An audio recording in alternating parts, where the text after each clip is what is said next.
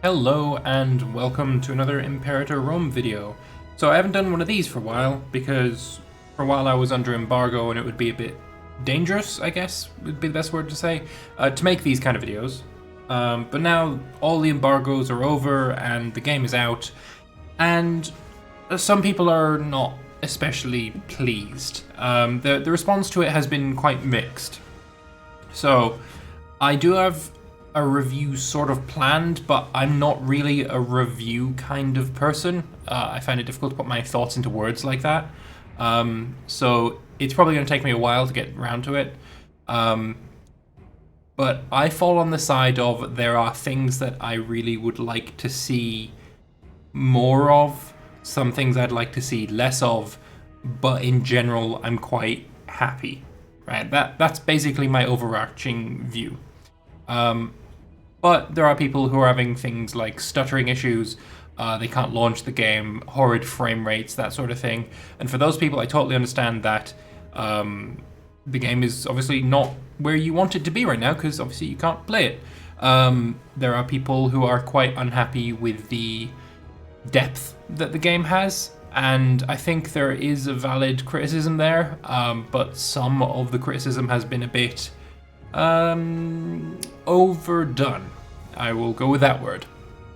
But anyway, this is about the dev diary that came out today and the roadmap that came out a few days ago. So we'll start with the roadmap that came out on Friday. So the 1.1 patch is going to be called Pompey, and that's coming out in a few weeks. I think maybe that's the one that's coming in June, mid-June. And then there is going to be a patch in, I think, probably today or tomorrow, something like that, called Demetrius. So basically, Demetrius is going to improve the AI, fix compatibility issues, game crashes, and some multiplayer out of syncs. Hopefully this is going to fix the vast majority of people's problems, right? The aforementioned stuttering and not being able to load the game, etc. Hopefully that's going to fix that. And, you know, maybe the review scores on Steam will go up a little bit for that.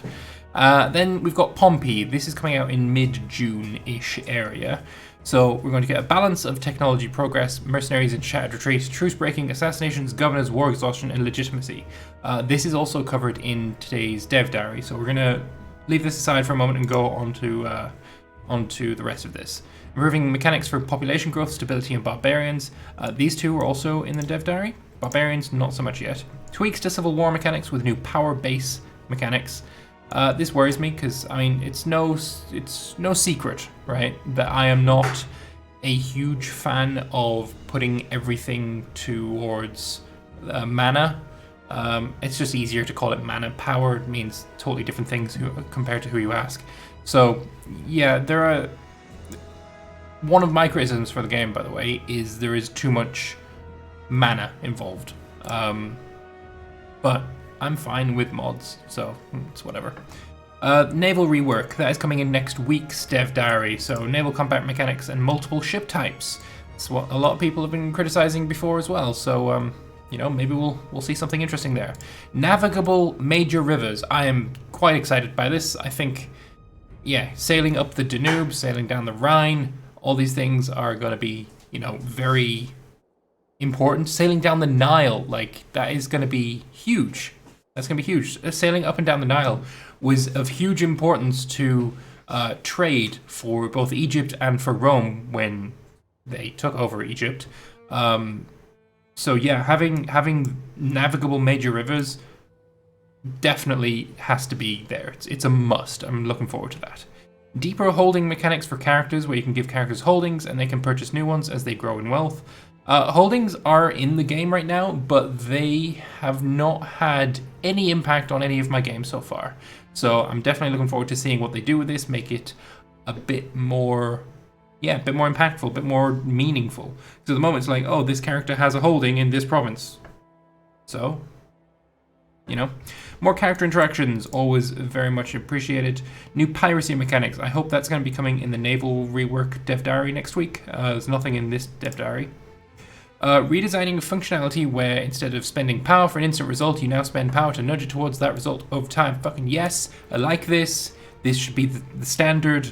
If you want to go with a mana-based system, This is where you put it. Psychology might say that people really get a buzz out of click button, get reward. And, you know, probably I do too, that it's a psychology thing. But when I'm playing a game and I get click button, get reward, my brain might be saying, oh, give that dude endorphins, but I am thinking that is so unsatisfying. So having this, yes. If you're going with a mana-based system, this is what you want. Basically, you click the button, fine, but then instead of, oh, you've got 1 stability or -2 war exhaustion, it's your stability is now going to slowly rise up for the next X amount of time. Yes, perfect, perfect. Much better, much better.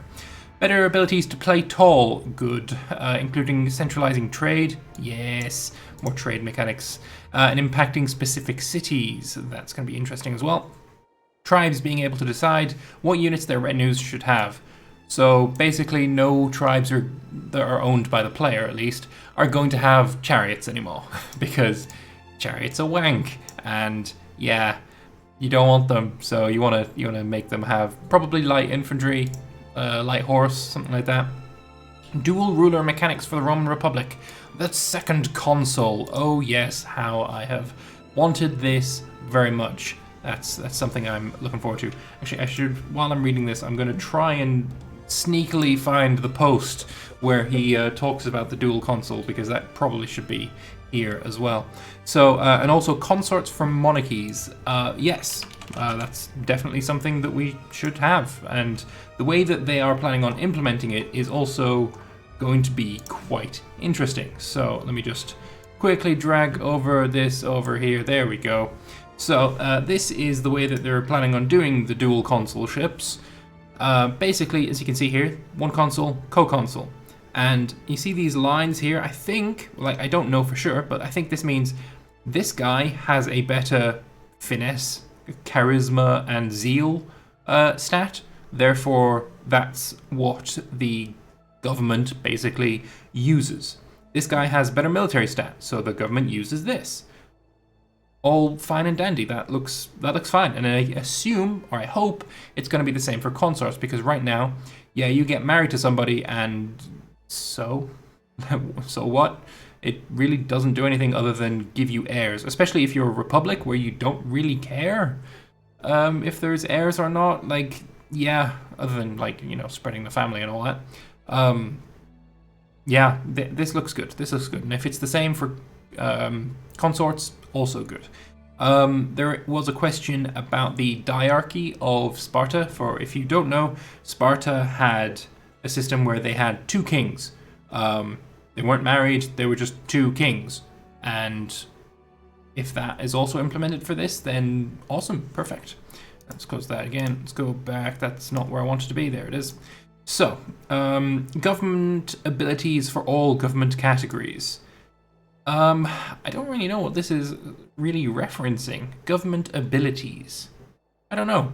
Hopefully we'll find out in the dev diary. But if you know what that refers to, then yeah, definitely would like to know that. Quality of life. Oh, yes. Features like viewing all characters in a foreign country. Yes, please. New alerts, road building being a continuous action, and more. Hopefully the more is something like what is in the mod that I sort of helped make. And by helped make, I mean I asked for things and the modder made them. So I'll put a link to the mod in the description below. But basically, what I've got is... Actually, I can probably show you. This game doesn't have the mod on, but basically what I had asked for is if I hover over... Go there. If I hover over this, instead of showing me the province overview of what is in the province, it will show you, oh, there is X amount of your culture, Y amount of foreign culture, X amount of foreign religion, etc., etc. So you know, just by hovering over this, if you need to have this governor policy on. Makes sense. I think it works pretty well. So, yeah, let's go back here. Hopefully that kind of thing is in there. Also, keyboard shortcuts. Surprisingly to me, a lot of people really like WASD for moving the map around. I personally think that's insane. I use middle mouse button to drag the map around, And yeah, WASD, why do people like that? But anyway, I hope it's an option where I can have W as my political map mode, right? Because moving the map, no, it's just, what's wrong with you? Weirdos. Anyway, adding features from previous Paradox titles like moving capitals and regnal numbers on monarchs.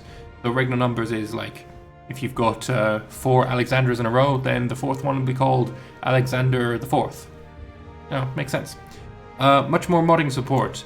Surprisingly, quite a lot of modding stuff in the game right now breaks checksum that probably shouldn't, like keyboard shortcuts and various UI elements. So having that split away, I think it's because it's all in the wrong kind of file. I'm not sure, but hopefully that means that they're also going to be making it non-checksum changing. Also, what I found out yesterday is even if you don't have mods installed that change the checksum, everyone else in a multiplayer game also has to have the same mods, even if the checksum's exactly the same, which is insane, but apparently that's the case. So yeah, much more modding support. Always nice. I love me some mods. So yeah, give me them mods. Right, so there's a list of known issues. That's here. Black screen, white screen, can't access multiplayer, digital deluxe edition content stuff, game won't start, failed to create render background. This is quite a common one. Crashes once I reach November. Game is stuttering heavily. That's one of the other ones I mentioned. Can't scroll the map. The map's constantly words, man. Scrolling. How to contact support. So yeah, if you're having any of these issues, then I'll put the link to this in the description, so you can click some of these links and hopefully get some of your issues solved. Right, and then today's dev diary. So here we go. Welcome to the first post-release dev diary for Imperator. As soon as the first patch Demetrius is ready, it'll be released this week. For Imperator, some things will be similar to how we've developed games since we released CK2, and some will be new. We aim to have 2 major updates each year with accompanying big expansions where we focus on flavor on the paid content. Spell favor wrong, damn you, Johan. While having core systems primarily part of the free patch. Working on ideas for our first expansion, but before starting on that one, we're doing a big free patch which contains a lot of the free features for all of you. So, EU4 has had a lot of criticism lately for having lots of DLCs that don't do a lot, and they're very closely, they're not dispersed enough. So I think having 2 DLCs a year is probably going to be like the sweet spot. For a long time, I have been in support of Paradox's DLC policy. It's one of their most criticized things, I guess. But yeah, I think that as long as they keep putting free patches beside each DLC, I don't see a problem with it. Like EU4, if you'd played version 1.0, the release version, and then you played whatever we're on right now, with no DLCs whatsoever, the game is vastly different and, in my opinion, vastly better. And that came for free. It was paid for by people buying the DLCs, of course, but that came for anybody who got the base game. And that is why I think it's a good policy. I know people are going to dislike me for saying that, but yeah, that's my feelings on it anyway. So yeah, 2 DLCs a year, I think that's probably about right. That's kind of the sweet spot. It's way less than when EU4 was just pumping them out, and I think it's about right. So we'll move on. Free patch has been in development since the release version was frozen mid-February, contains all the things the design team have been working on, while QA encoders worked on stability, AI, and polish for the release. Our first big patch is called Pompey. It'll be out before the summer holidays, and will contain some new features and a lot of balance changes. Talk about some of the balance changes in the dev diary, and list the most features go on the roadmap that we just watched, or looked at even. You watched it, I looked at it. Anyway, technology. While technological research in the game was mostly fine, okay. We had some edge cases that did not work out all that great. I've played all of the edge cases then. First of all, it was impossible to really catch up when you were behind. Yeah. Especially if you wanted to expand, yeah, your tech was going to go to shit. Like, if you wanted to play outside of Greece, Italy, etc., your best bet was to stay small for the first 50 years, just tech up, and then go ham, right? That was like the meta, if a meta can exist in 4 days. So yeah, unless you're a really small country. So we did a reversed ahead of time penalty from when you are behind. Secondly, it was also possible to stack your research output so high that ahead, rendering the ahead of time penalty useless. So we made the ahead of time penalty a multiplier on your tech speed. Finally, we changed the base time for new technology from 15 to 20 years. So basically what this means is that instead of when you are... So in EU4, when you're behind tech and you have a neighbor that is ahead of tech, you get a 5%, 10%, 15% boost depending on how far they are ahead. It's not going to work this way. It means this way, if you are behind in tech, you're going to get a bonus to your research speed, which is, if we go back to my game right here, but research technology, there we go. It's, let me just switch to uncropped. It's this research speed. So you're going to get a bonus here if you're behind in tech. I think that works okay. Instead of being, am I ahead of tech at anything? I don't think so.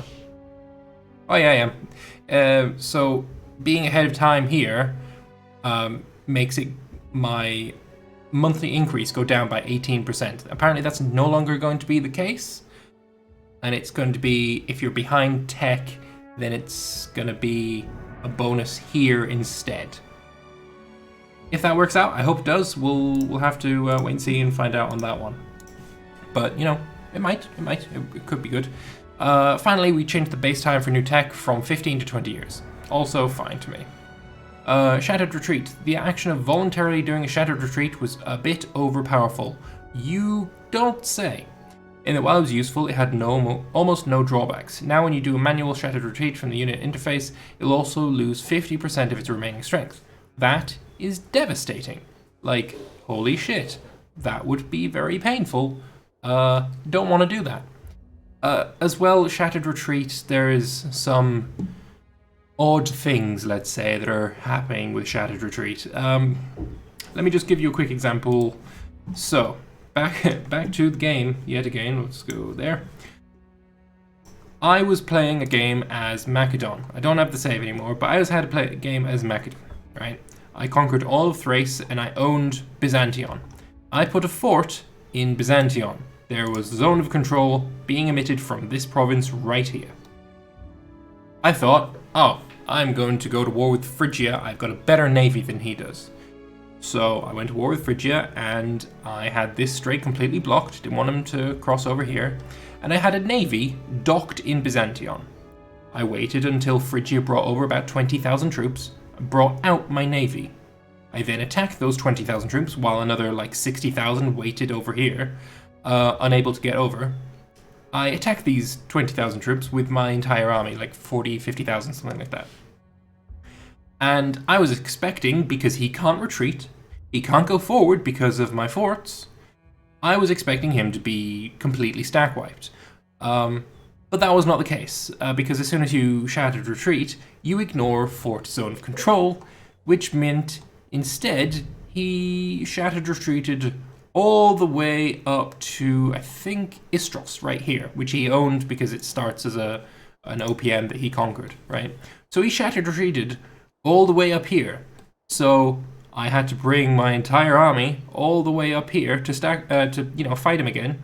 And then he retreated all the way down here. By the time he got down here, he had full morale again. And I went all the way back down and then all the way back up.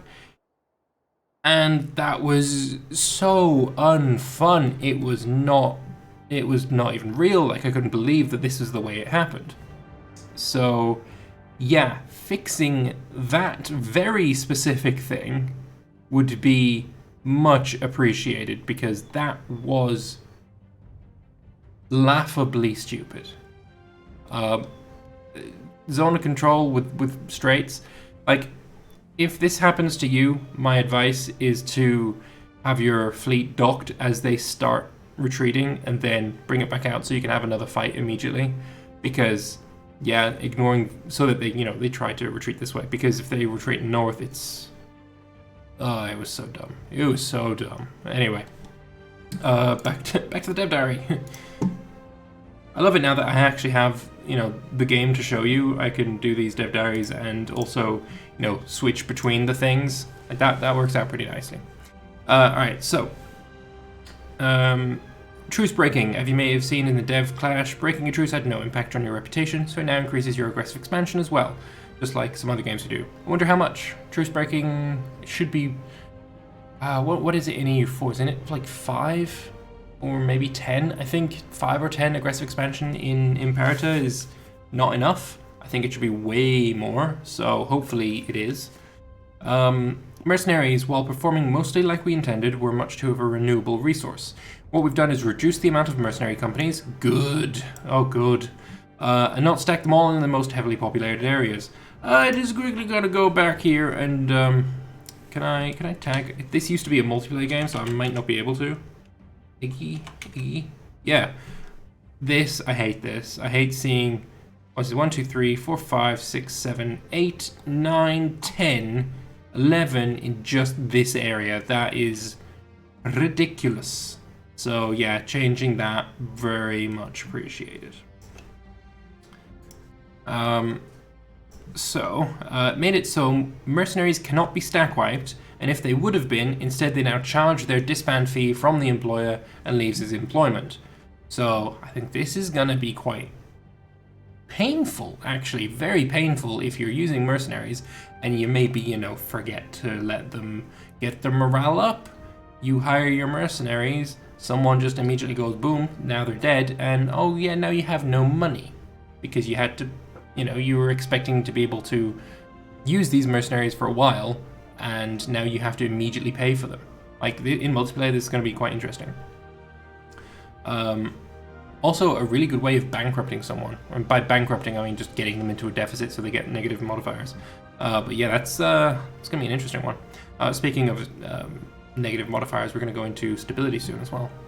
Mercenaries that are no longer employed and marching back to their home city will no longer reinforce during the march. Basically, that means that you have to wait until they get there, then they'll reinforce, and you can't recruit them while they're reinforcing. So it just means that there's going to be less a case of disbanding mercenaries, and then while they're walking back, they're gaining troops, and then you hire them again, and then you bring them back. You have to wait a while before they are ready to go again. Again, just reducing the amount of active mercenaries in any one conflict. I like it, it's good. Regnal numbers, we already spoke about that. 4th Alexander will be Alexander the 4th. Exactly the same thing I used as my example. I wonder why. Assassinations. These are a bit too powerful and rather devastating if you played a monarchy or a tribe. So in these nations, the military skill of your master of the guard or bodyguard reduces the success chance of that action. All fine, good. One thing that was completely missed when developing the game was the aspect of having governors' attributes matter.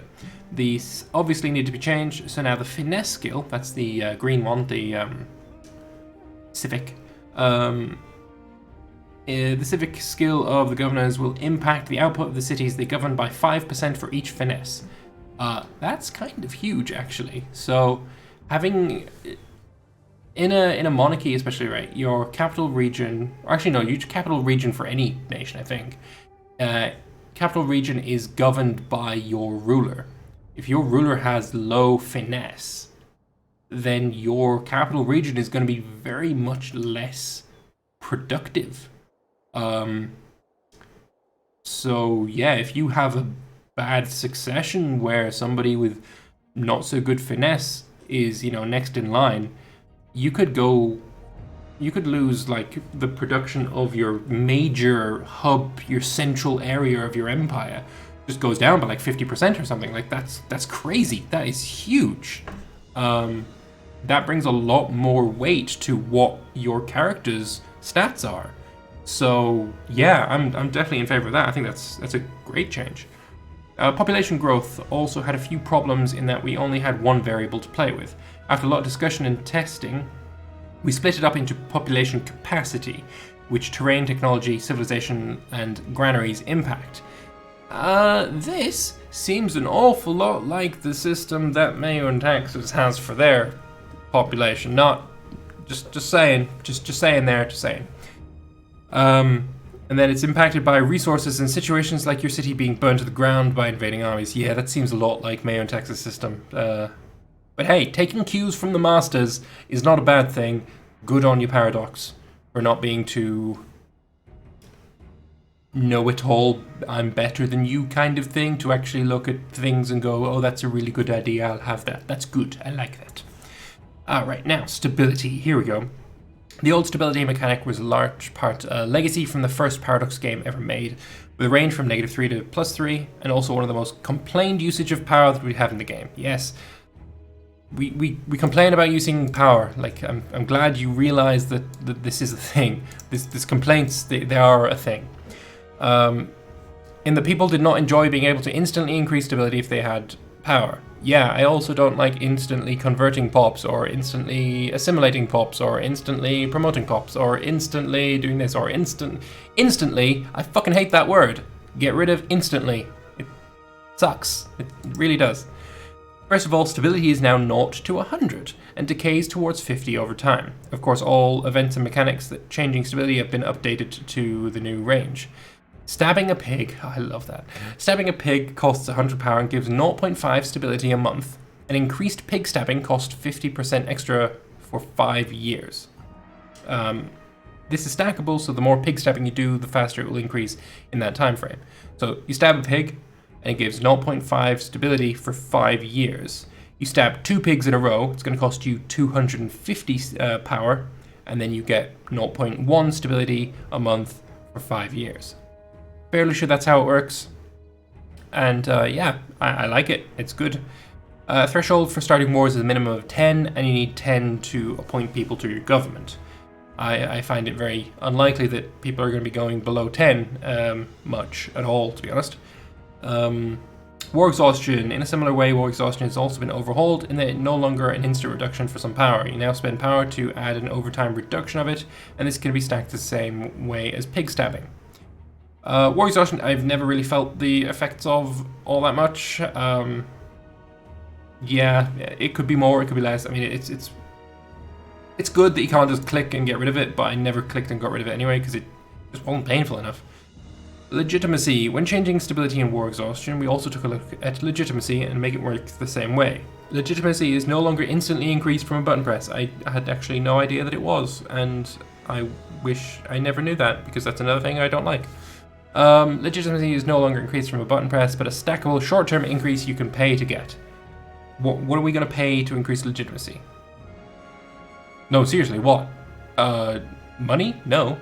You pay money to increase your legitimacy. That's called corruption. You pay power? What kind of power? Oratory, maybe? Military, like in EU4? Which makes no fucking sense. I have no idea, but I guess we'll find out in time. And then modding support. One little thing with all these balance changes is to make them more easily handled, we changed the price structure we use for a lot of actions to support 4 new values instead of just gold, powers, and manpower. These 4 values are stability, tyranny, war exhaustion, and aggressive expansion. So if you wish for assigning ideas to increase your war exhaustion to your mod, you can now do it. What about stabbing a pig is war exhaustion? You're at war with the pigs, and stabbing a pig to get legitimate stability increases your war exhaustion. Yeah, nice. Actually, I don't know what I would pay war exhaustion to do. War taxes? Actually, yeah, no, nailed it. Give me some war taxes. War exhaustion. 2 war exhaustion, give me plus 10% taxes in my entire nation. Sounds good. So yeah, I think this is a good start. It's definitely a good start, and I'm looking forward to seeing where the game goes from here. Again, oh god, I've been going for half an hour already. Yeah, just to reiterate, I like the game. I think it's got some amazing potential, and there are things that I am still unhappy with, right? But there's potential there, and maybe the argument could be made that, well, the game shouldn't be shipped unless it's blah blah blah blah. I don't care. I have faith in the model that Paradox uses, which is there's the game, and here's the promise that we will support this game with both free patches and DLC for the foreseeable future. I have faith in that model. I like that model. I know it's not the most popular model in the world, but I personally like it. And I have done even before I was given keys by Paradox, right? So I have bought DLC, and I would continue to do so if Paradox weren't so generous and, you know, gave me keys.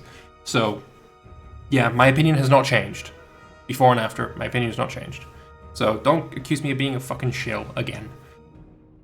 Anyway, that's me done for this long-ass video. Now I gotta go pick up my son and then hopefully collapse because I'm super tired and I've got a cold, which is nice. I hope it didn't really show up too much in the video. Anyway, thank you all very much for watching. I hope you've enjoyed it. If you did, feel free to click the like button, let me know your thoughts in the comment section below, and I will see you guys in the next video.